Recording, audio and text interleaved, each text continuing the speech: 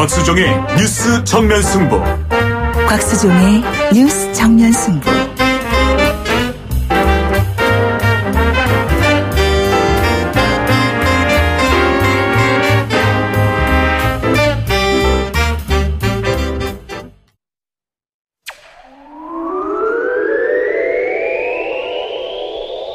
김작이 묻고 곽박이 경제로 답한다.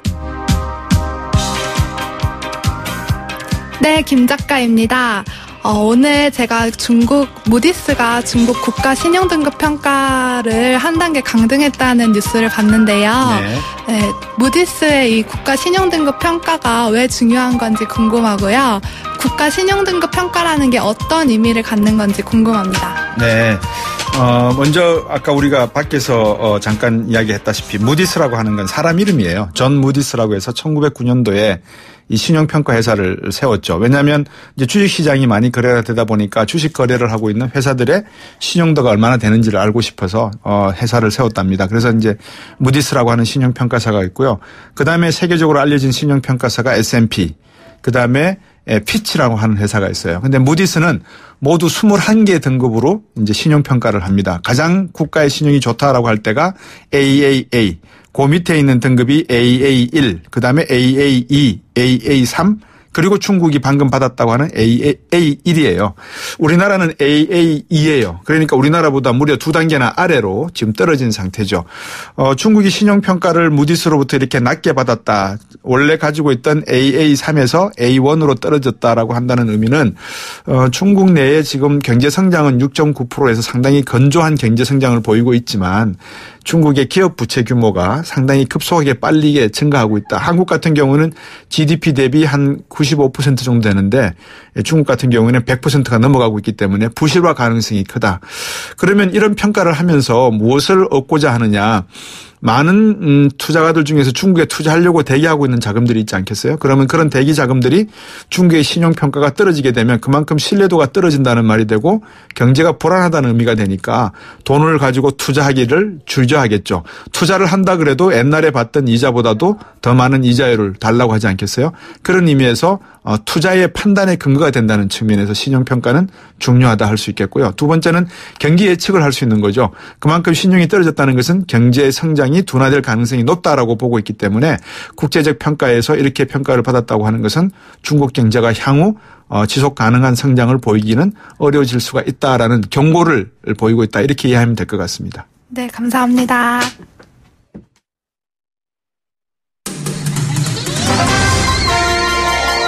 정면 스포츠.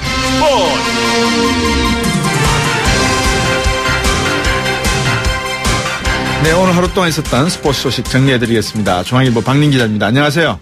네, 안녕하세요. 어제 제가 지하철에서 이제 방송 마치고 가다가 아프리카 TV로 축구 중계를 봤습니다. 네. 이승우 선수가 선제골을 넣더라고요. 네, 맞습니다. 20세 이하 축구대표팀 공격수죠. 이승우 선수가 어제 전주에서 열린 아르헨티나와 20세 이하 월드컵 조별리그 A조 2차전에서 네. 또 놀라운 골을 터뜨렸는데요. 네. 하프라인 부근부터 40m 드리블을 치고 들어가서 네. 또 왼발 실수로 골망을 가르면서 예. 2대1 승리를 이끌었습니다. 예. 백승호 선수는 이름을 잊어버렸어요. 무슨 선수가 얻은 페널티킥을 차서 넣었죠. 네, 맞습니다. 최전방 공격수 조용욱 선수가 예, 조용욱 선수. 또 이렇게 문전 세도하면서 페널티킥을 얻어냈고요. 예. 백승호 선수가 또 침착하게 오른쪽 구석을 가르는 골을 성공시켰습니다. 예. 골키퍼가 보면 오른쪽이지만 차는 사람이 보면 왼쪽 골목이겠죠. 네, 맞습니다. 예. 해외에서 이승우 선수에 대한 찬사가 많이 있는 것 같습니다. 네, 먼저 스포츠 매체 문도 데포르티보가 네. 또 이승우가 아르헨티나를 상대로 리오넬 메시를 떠올리게 하는 골을 성공시켰다고 극찬을 했고요. 네. 오늘 이승우 선수를 전주에서 만나봤는데 네. 또 메시와 비교되는 것 자체가 영광이라고 또 겸손한 소감을 밝혔습니다. 예, 겸손해야죠. 메시하고 비교하면 안 되죠. 이승우 선수 아직 더 자라날 수 있는 가능성이 있는 선수라고 이야기해야 되겠죠, 그죠? 네, 맞습니다. 신태용 감독도 그랬고 16강은 이제 된 것 같고 우승까지도 가겠다 이런 생각이신 것 같은데 그날 아르헨티나하고 축구 경기를 보면서 체력이 좀 딸리는구나 이런 생각이 들었습니다.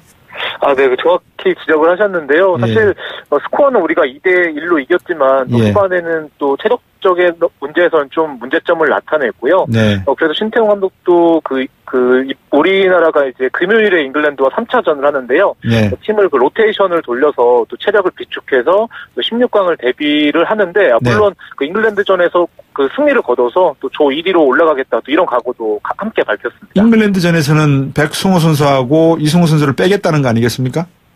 네, 맞습니다. 일단은 선발 출전을 확실히 또 안 하겠다고 얘기를 했고요. 오늘 그래도 만약에 경기가 또 크게 밀린다든가 아니면 필요한 상황에 따라서는 그 후반에는 두 선수를 또 교체 투입할 가능성은 남아 있습니다. 한국반 티키타카 축구를 하겠다, 이게 무슨 말입니까? 네, 그 티키타카는 그 스페인 바르셀로나의 그 전매 특허고요. 네. 또 탁구를 치듯이 그 짧은 패스를 주고받으면서 펼치는 축구인데요. 네. 또 신태용 감독이 그 원래부터 바르셀로나 팬이었고요. 또 그런 축구를 구현하고 싶었는데 또 마침 그 바르셀로나 유소년 팀 소속 또 이승우, 백승호 선수가 이번 대표팀에 있으면서 또 그 선수들 중심으로 해서 또 이런 축구를 추구하고 있습니다. 그렇군요. 아까 잉글랜드하고 경기가 남아있다 했는데 언제입니까, 그거는? 네, 그 이번 주 금요일 그 저녁 8시에 그 수원에서 그 최종 3차전을 치르고요. 네. 일단 우리나라는 기니와 아르헨티나를 꺾고 16강액을 확정 지은 상황인데 또 조 1위로 올라가기 위해서는 또 잉글랜드와 비기거나 이겨야 되고요. 될 경우에 또 조 2위로 16강에 오르게 됩니다. 야구 쪽에서는 김성근 감독 늘 좀 화제를 몰고 다니는 것 같아요. 축구에 박종 뭐죠? 그 옛날에 그 호랑이 감독님. 네, 박종환 감독이 계셨다면은 야구에서는 김성근 감독이 계시는 것 같아요. 네, 맞습니다. 김성근 한화 감독이 그 워낙 화제를 몰고 다녔던 감독이고요. 또 21일 경기 이후에 그 사의를 표명했고, 또 구단이 이를 수용하면서 그 자진 사퇴를 하기로 됐습니다. 사실 구단 프런트와 그 팀 운영 방식을 두고 또 마찰을 빚었었는데요. 또 이번에 또 지휘봉을 내려놓게 됐습니다. 김성근 감독의 참 이 야구 인생이 질곡이 좀 많은 것 같습니다. 그죠? 네, 맞습니다. 그 먼저 2002년에는 또 LG를 한국 시리즈에 올려놓으면서 또 야구의 신, 또 야진이라는 별명을 얻었고요. 2007년에 SK를 맡아서 세 차례 한국 시리즈 정상에 오르기도 했습니다.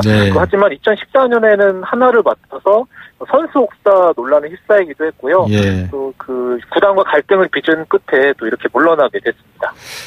참 이 코치의 코칭 스타일이 여러 가지가 있습니다만 이 서구 미국의 야구 원조격인 미국의 야구 코치와 우리나라의 야구 코칭의 방법은 아직까지도 조금 전근대적인 부분은 분명히 있는 것 같습니다. 우리가 그죠? 네, 정확한 지적이신데요. 사실 김성근 감독이 또 팀 운영을 펼치면서 또 칭찬받는 부분도 분명히 있지만 또 일각에서는 또 좀 과거 또 구식이라는 평가도 받아왔었거든요. 물론 어떤 평가를 내릴지 또 의견이 엇갈리고는 있지만 말씀하신 대로 또 그런 논란은 계속 있습니다. 운동하는 분들이 헝그리 정신, 늘 배고파하는 정신은 필요하지만 그것이 너무 지나치게 요구를 받게 되면 요즘 세대 사람들에게는 좀 무리가 따를 것 같은 그런 생각도 듭니다. 오늘 말씀 잘 들었습니다. 네, 감사합니다. 네, 중앙일보 박민 기자였습니다. 곽수종의 뉴스 정면 승부. 방송 들으시고 의견 있으신 분들은 지금 바로 샵 0945, 샵 0945. 짧은 문자 50원, 긴 문자 100원이 부과되는 휴대전화 문자 메시지를 보내주세요. 오늘 들으신 방송은 YTN 라디오 홈페이지와 곽수종의 뉴스 정면 승부 팟캐스트를 통해 다시 확인할 수 있습니다.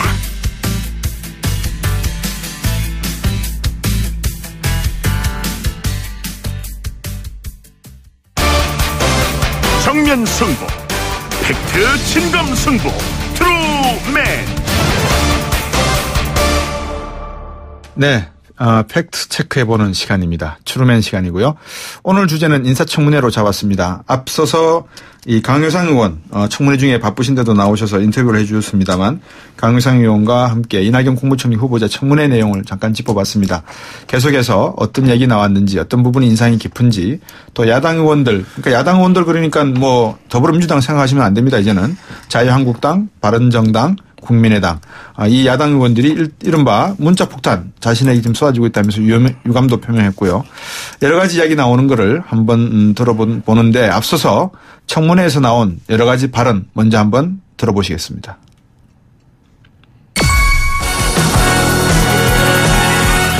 사드 배치 반대합니까? 찬성합니까? 네, 사드 문제는 총리 후보자가 찬반을 말하는 것은 주제넘은 일이다 생각합니다. 총리 후보자께서는 북한을 주적이라고 생각하십니까? 군사적으로는 적으로 규정되어 있습니다. 북한은 주적 아닙니까? 군사적으로는 주요한 적이다 하는 것 틀리는 사실입니다. 그러나 총리가 군사만 생각할 수는 없다고 생각합니다. 지금도 북한을 천안함의 배후로 보시는지요? 안 보시는지요? 네, 북한을 배후로 생각합니다. 정부의 발표를 신뢰합니다. 묻겠습니다. 전두환 대통령에 대해서 전 대통령에 대해서 어떻게 평가하십니까? 법원에서 이미 판정한 것처럼 내란 죄의 수괴였습니다. 5월 광주 시민들에게 발포를 명령한 사람이 누구라고 생각하시나요? 네, 그분이라고 많이 추정되고 있습니다. 당시의 언론인들의 여러 행적에 대해서 언론을 비판하고 분석하는 여러 매체들이 있지만 제가 그 비판의 대상이 된 적은 없었다는 말씀을 드리고 제가 만약 아주 몹쓸 짓을 한 기자였다면 김대중 대통령님이 저를 발탁하지는 않았을 것이다 이렇게 생각합니다.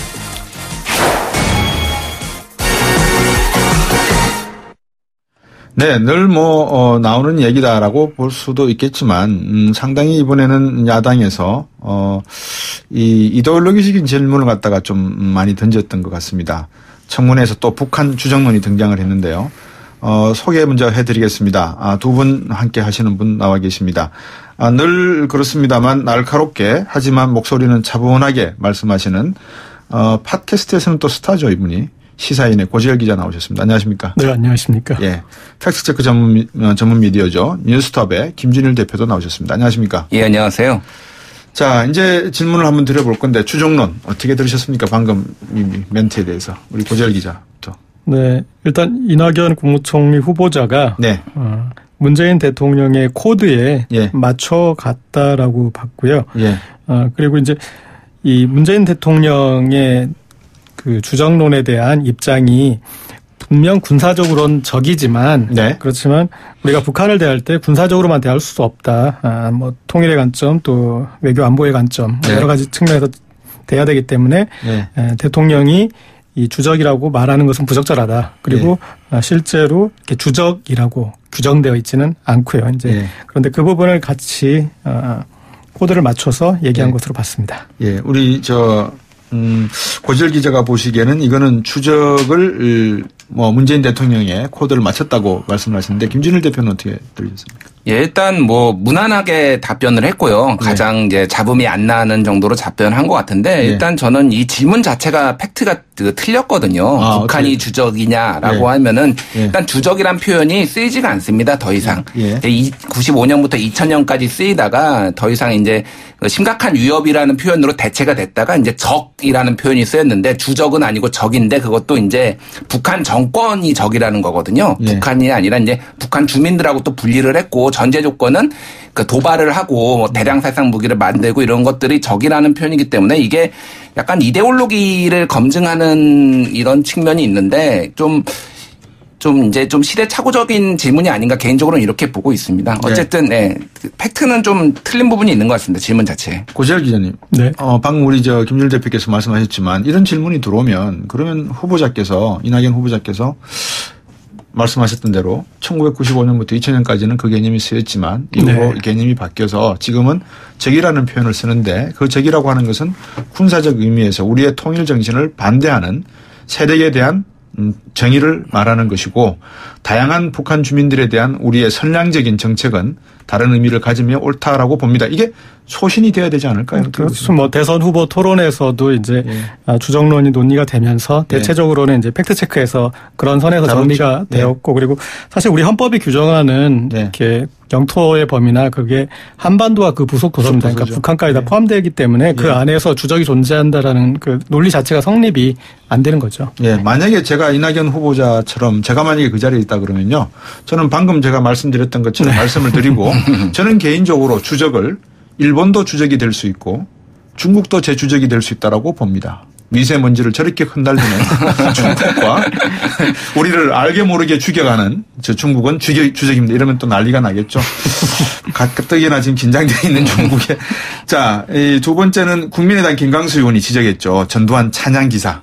이거는 어떻게 봐야 될까요? 김준일 대표부터 말씀해 주시겠습니까? 예, 이거는 사실이고요. 이제 이낙연 이제 당시에 동아일보에 입사를 했죠. 79년에 입사를 해서 이거를 썼던 거는 이제 80년대 초반이고요.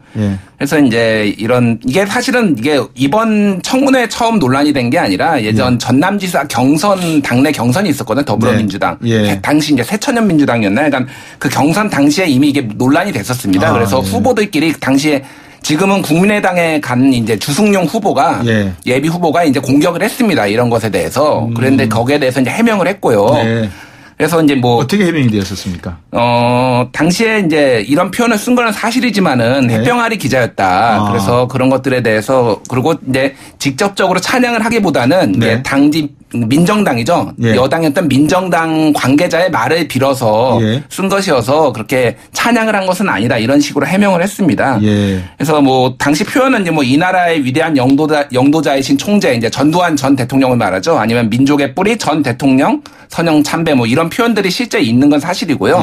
다만 이제 관계자의 말을 인용해서 썼다는 게 이제 이낙연 후보자의 이제 해명입니다. 오시열 기자. 전체적으로 보면 이낙연 후보자가 인정할 거는 인정하고 가자라 그리고 사과할 것은 사과하자 그런 그 기조가 있었던 것 같아요. 그래서 이런 문제는 인정도 해야 되고 사과도 해야 될 문제지 않습니까? 위장전입 문제도 마찬가지지만 그런 거에 대해서는 그러니까 사죄까지 해버렸기 때문에 그러면 그 다음 질문을 더 이어가기가 힘들지 않습니까? 그게 쟁점이 되고 본인이 버텨야지 더 쑤실 텐데 그 좀 쑤실 여지를 좀 남기지 않았다. 그리고 이제 뒤에 김대중 전 대통령이 본인을 발탁했다. 그런 것들이 이제 어떻게 보면은 정말 자신이 이렇게 몹쓸 기자가 아니라는 것은 이제 그런 식으로 증명됐다 이렇게 했는데 뭐 보면은 흠결이 없는 후보라기보다는 그런 이제 여러 가지 흠결을 인정하고 사과하고 그런 과정들을 좀 지금 어떻게 보면 사실은 이 야당이 첫 공세를 하는 인사청문회이기 때문에 상당히 이제 거칠게 몰아붙일 것이 예상됐는데 거기에 대해서 어떤 식으로 빠져나갈지, 어떤 식으로 좀 피해 나갈지, 그리고 어떤 식으로 넘겨나갈지, 그 부분에 대해서, 꼭 적절하다는 표현은 좀 그렇지만, 사과할 것은 사과하고, 인정할 것은 인정하고, 그리고, 조금 이제 좀, 뭉칠 것은 뭉치면서 그렇게 갔던 양상이었던 것 같습니다. 그러니까 뭐 간단하게 말씀드리면 눈치껏 잘하고 있다. 뭐 이렇게 말씀드리거든요. 만약에 근데 제가 또 이런 상상을 해봤습니다. 만약에 이낙연 총리 후보께서 자유한국당의 총리 후보가 되어서 지금 인사청문회 나갔다라고 가정을 했을 때 더불어민주당 쪽에서 아마 이런 질문을 할 겁니다. 전두환 대통령을 어떻게 생각하시냐? 그러면 이낙연 총리가 어떤 식으로 과연 자유한국당의 총리 후보로서 이 문제에 대답을 했을까 하는 생각이 들거든요. 어떻게 했을까요? 뭐 공도 있고 과도 있고. 참 많이 대선 때 많이 들으셨어요. 토론을 너무 많이 공부하셨어요. 정치에도 고재열 기자는 정치에도 될 것 같습니다. 청취자 여러분들께서도 방금 고재열 기자가 하신 아주 단수 높은 그런데 이제 해명을 들으셨을 저 측면이 있는 것 같아요. 그러니까 사실은 첫 인사청문회라 좀 불리한 측면도 있지만 박근혜 정부 이전 또 이명박 정부에서 인사청문회 이 대상자의 우리가 국민이 기대할 수 있는 어떤 그 범위를 상당히 좀 그 기대 범위를 좁혀놔가지고 그러니까 그동안에 뭐 위장 전입 뭐 여러 가지 뭐 탈세 뭐 그런 부분들이 누차에 걸쳐서 있었기 때문에 그래서 오늘 이제 인사청문회에서도 보면 야당 의원들은 결정적인 증거를 잡아내려고 이제 거기를 노력을 했었고 그리고 그것을 잡아내려면 서류상으로 증명해야 되니까 이제 서류를 왜 제출하지 않느냐 이렇게 갔던 것 같은데 그러니까 기존에 얘기되던 것들이 나온 것들은 뉴스가 아니라서 그런지 크게 좀 각광받지는 못한 것 같습니다. 알겠습니다. 지금 여러분들께서 듣고 계시는 내용은 팩트 진검승부 트루맨 시간입니다. 잠시 후 4부에서 이어가도록 하겠습니다.